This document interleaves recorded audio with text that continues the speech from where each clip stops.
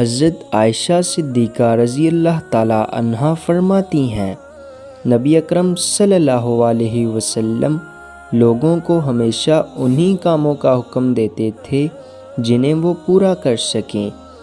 ایک دن چند حضرات نے عرض کی، یا رسول اللہ صلی اللہ علیہ وسلم، ہمارا حال آپ صلی اللہ علیہ وسلم کی مانند نہیں ہے، کیونکہ اللہ تعالیٰ نے آپ صلی اللہ علیہ وسلم کے اگلے پچھلے سب خلاف اولیٰ کام تک بخش دیے ہیں۔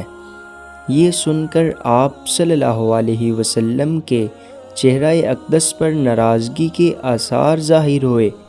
آپ صلی اللہ علیہ وسلم نے ارشاد فرمایا، میں تم سب سے زیادہ اللہ سے ڈرتا ہوں اور اللہ کے بارے میں تم سب سے زیادہ علم رکھتا ہوں۔